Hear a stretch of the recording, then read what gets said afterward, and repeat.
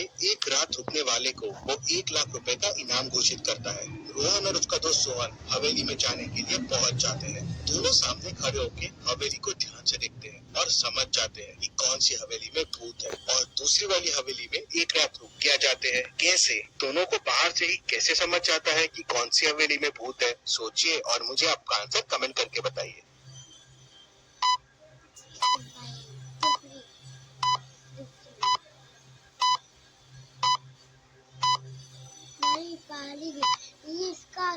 चलिए इसका आंसर देखते हैं। दूसरी हवेली को ध्यान से देखिए। पैरों के निशान जो हवेली के तरफ जा रहे हैं, उनमें एक पैर सीधा है तो दूसरा पैर उल्टा है। उसी से दोनों समझ जाते हैं और 1 लाख रुपए जीत जाते हैं। चलिए अगली पहेली देखते हैं।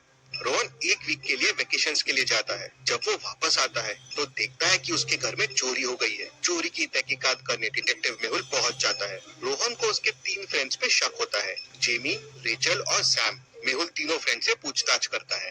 जेमी कहता है, मैं भी 1 वीक के लिए वेकेशंस के लिए माउंटेन्स पे गया था, तो मैं चोरी कैसे कर सकता हूँ? ये देखिए मेरे पिक्चर्स। रेचल कहती है, मैं भी बीच पे थी, पूरा वीक वहीं थी, ये देखिए मेरा पिक्चर।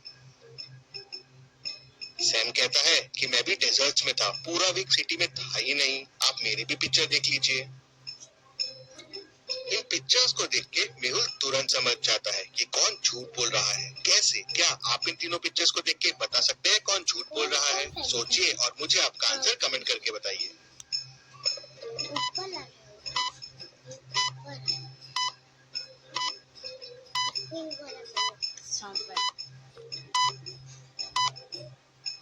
चलिए इसका आंसर देखते हैं। रेचल की फोटो को देखिए। काइट का डायरेक्शन अलग है और शिप के फ्लैग का डायरेक्शन अलग है। ऐसा कैसे पॉसिबल है? दोनों हवा के डायरेक्शन में फ्लो होंगे। वही मेहुल समझ जाता है कि ये फेक फोटो है। रेचल झूठ बोल रही है और उसे पक कर लेता है। चलिए अगली पहेली देखते हैं।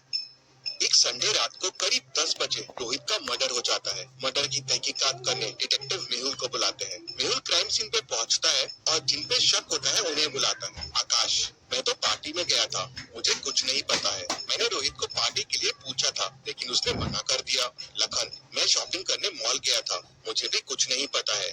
निखिल, मैं तो उस टाइम बर्ड वॉचिंग करने गार्डन में गया था, मैंने पूछा था रोहित को चलने के लिए, उसने मना कर दिया। तीनों की गवाही सुनने के बाद मेहुल तुरंत समझ जाता है कि खूनी कौन है। कैसे? मेहुल को कैसे समझता है? क्या आप बता सकते हैं?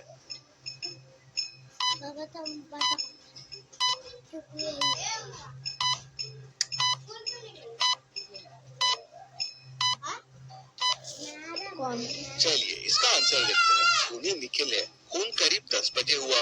उस टाइम कोई बर्ड वॉचिंग कैसे कर सकता है? मतलब निखिल झूठ बोल रहा है, वही खूनी है। चलिए अगली पहेली देखते हैं। अगर एक चॉकलेट और एक पानी की बोतल 110 रुपए की है और चॉकलेट का कॉस्ट पानी की बोतल से 100 रुपए ज्यादा है, तो आप बताएं पानी की बोतल का कॉस्ट क्या होगा? आपका आंसर कमेंट कीजिए। 10। क्या अंकल?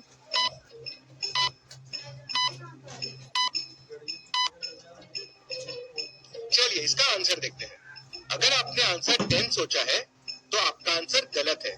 चॉकलेट का कॉस्ट 100 रुपए ज्यादा है। अगर बोतल 10 रुपए की है तो चॉकलेट तो 90 रुपए महंगी होगी। इसको सॉल्व करने के लिए बोतल को x ले लीजिए, तो चॉकलेट क्योंकि 100 रुपए ज्यादा है तो हो जाएगा x + 100 और दोनों 110 रुपए के हैं, तो इक्वेशन हो जाएगी x + x + 100 = 110। तो 2x = 10, तो x आ जाएगा 5। मतलब बोतल हो गई 5 रुपए की और चॉकलेट हो गई 105 रुपए की। चलिए अगली पहेली देखते हैं। मुंबई की ट्रेन में बिना टिकट के ट्रैवल करने वाले लोग बढ़ रहे थे, तो लोगों को पकड़ने के लिए टीटी रेगुलर टिकट चेक करने लगे थे। एक बार रोहन ट्रेन में ट्रैवल कर रहा था और टीटी ने आके उससे टिकट पूछा, तो रोहन बोलता है कि मैंने टिकट लिया था, लेकिन सामने वाले बंदे ने खिड़की खोल दिया और हवा से मेरी टिकट खिड़की से बाहर उड़ गई। तो टीटी उससे पूछता है कि अभी सामने वाला बंदा कहाँ है? तो रोहन बोलता है कि वो पिछले वाले स्टेशन पे उतर गया। टीटी समझ जाता है कि रोहन झूठ बोल रहा है। कैसे? टीटी को कैसे समझता है कि रोहन झूठ बोल रहा है? क्या आप बता सकते हैं? क्लू वीडियो में ही है, तो आप चाहे तो वीडियो रिपीट कर सकते हैं।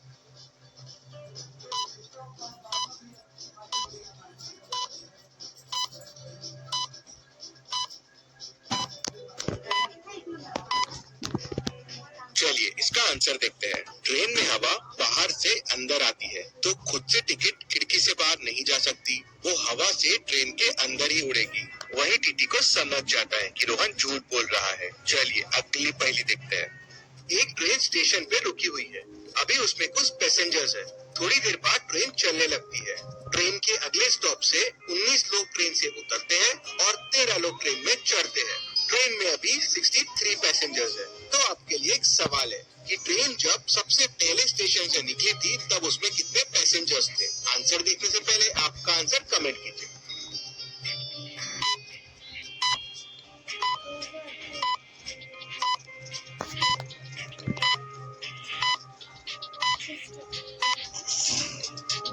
चलिए इसका आंसर देखते हैं। पहले स्टॉप पे ट्रेन में से 19 लोग उतरे और 13 लोग चढ़े, मतलब 19 माइनस 13। 6 लोग ट्रेन में से उतरे, मतलब 6 पैसेंजर्स ट्रेन में से कम हुए। अभी 63 पैसेंजर्स है। तो जब ट्रेन स्टेशन से निकली थी तो 63 प्लस 6 मतलब 69 पैसेंजर्स थे। चलिए अगली पहेली देखते हैं। रोहन स्कूल से जंगल वाले रास्ते से घर आ रहा था कि तभी वो रास्ता भटक जाता है। आगे जाने के लिए उसे 3 गुफा दिखती है। उसे कोई एक गुफा को चुनना होगा आगे बढ़ने के लिए। पहली गुफा के अंदर जहरीले सांप है, जो अंदर जाते ही रोहन को डर। दूसरी गुफा के अंदर जंगली शेर है, जो रोहन को कच्चा चबा जाएगा। तीसरी गुफा के पीछे आदमखोर बैट्स है, जो रोहन के अंदर जाते ही उसका खून चूस लेंगे।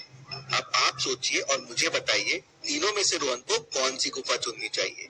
ध्यान से